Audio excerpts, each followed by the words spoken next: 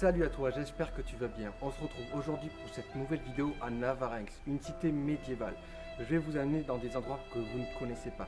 Je vais vous faire découvrir la ville et on va partir à une exploration urbaine dans les parties des murailles souterraines, mais aussi on va découvrir la ville.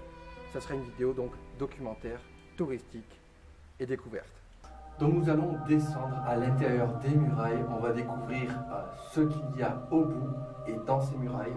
Et je vais vous raconter pourquoi il y a des passages souterrains à l'intérieur des remparts de Navarinx. Donc nous descendons à l'intérieur des remparts.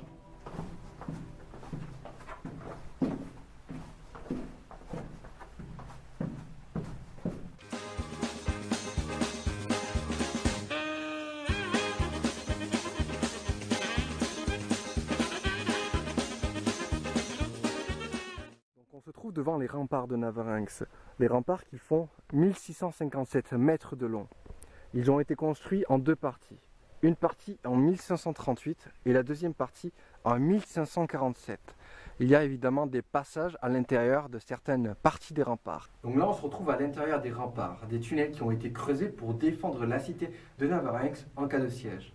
Il y avait une première utilité pour ces tunnels. Tout simplement, c'était creuser à l'intérieur des remparts la partie la plus faible de la cité. Les assaillants pouvaient positionner des trébuchets, des catapultes, des palissades et plusieurs milliers d'hommes devant cette partie des remparts. C'est pour ça que des tunnels ont été construits. Si les murs étaient pris par les assaillants, tout simplement ils allaient faire péter cette partie du rempart, cette partie du bastion, pour pouvoir propulser et détruire les ennemis qui étaient sur place sur les remparts.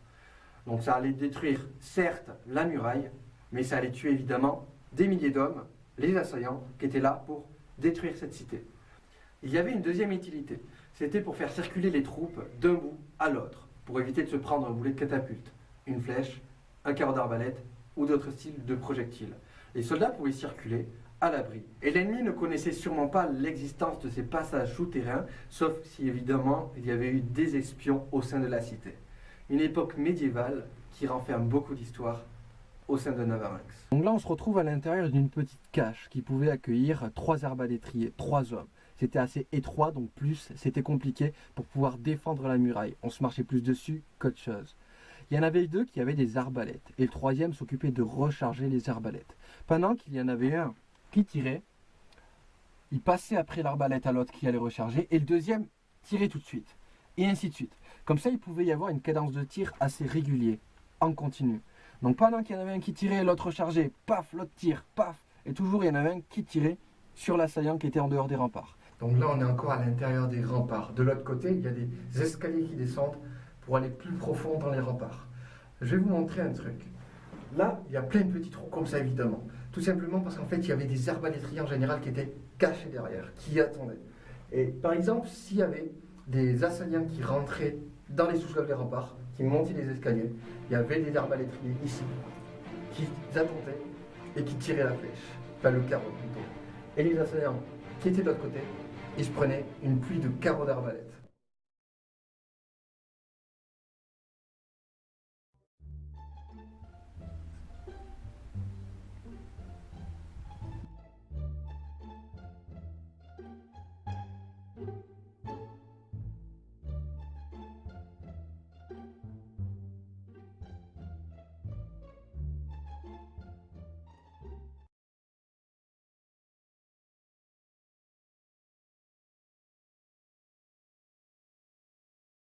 Dans l'arsenal militaire où étaient entreposés les canons, les boulets, les munitions, les arcs, les flèches, les arbalètes, les épées et les hallebards. Il y avait évidemment aussi une petite garnison militaire qui était là pour protéger la cité en cas d'attaque, en cas de siège et pour rétablir l'ordre dans la cité de Navarinx. Du coup là on se retrouve devant l'une des positions de tir. Les archers, les arbalétriers venaient et rentraient dans ces positions, là où ils pouvaient être cachés et ils pouvaient tirer n'importe où, là où il y avait l'ennemi. Donc c'était un avantage sur un château fort, sur une cité, sur une forteresse, d'avoir des positions comme ça, tout étant à l'abri des tirs de l'ennemi, mais aussi pour pouvoir riposter et faire des dégâts parmi les assaillants. Donc voici une pièce d'artillerie de l'époque, un canon, qui était là pour défendre la cité de Navarinx. Se procurer des canons à l'époque pour défendre son château, sa cité, ou tout simplement pour les rajouter dans son armée, c'était quelque chose de très coûteux. C'était signe de pouvoir, c'était signe de richesse. Et ce n'est pas rien, car quand on était riche, quand on avait le pouvoir, on pouvait avoir beaucoup de choses et beaucoup de notoriété à apporter évidemment beaucoup de personnes autour de soi. Et bien s'entourer à l'époque, pour éviter de se faire piéger, c'était très important. Donc là on se retrouve devant l'une des entrées principales de cette forteresse de Navarinx. C'est la porte Saint-Antoine, là où il y avait évidemment une herse, un pont-levis, des hommes en armes. Évidemment il y avait des gardes qui surveillaient les allées et les venues des gens.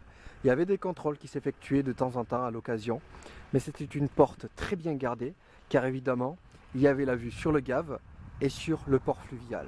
Donc devant ce pont construit en 1289 qui va faciliter la vie à beaucoup de gens, qui relie les deux côtés de la berge, Navarinx, grâce à son pont, à ses murailles, à ses fortifications militaires, va devenir une garnison militaire. Une grande garnison qui va accueillir de nombreux soldats, une armée pouvant être déployée sur des terrains militaires, sur des terrains armés. Quand un conflit était déclenché, Navarinx, avec son armée, devait se déplacer sur ordre du roi. Par la suite, Navarinx va devenir l'un des plus grands ports fluviaux des Pyrénées de l'Atlantique. Il va accueillir chaque année plus de 300 embarcations qui vont amener matériaux, munitions, soldats et vivres pour pouvoir ravitailler les villages, les villes, les châteaux et les cités qui seront plus bas sur le Gave. Donc là on se retrouve devant l'une des entrées secondaires de la cité de Navarinx. Il y avait une, voire deux entrées principales, mais il y avait évidemment plusieurs petites entrées secondaires. Elles étaient moins gardées, il y avait moins de passages, mais elles existaient pour être plus discrets, pour pouvoir rentrer dans la cité, surtout si on n'y restait pas longtemps. Et afin de pouvoir terminer cette vidéo documentaire et découverte, nous allons passer par cette petite porte.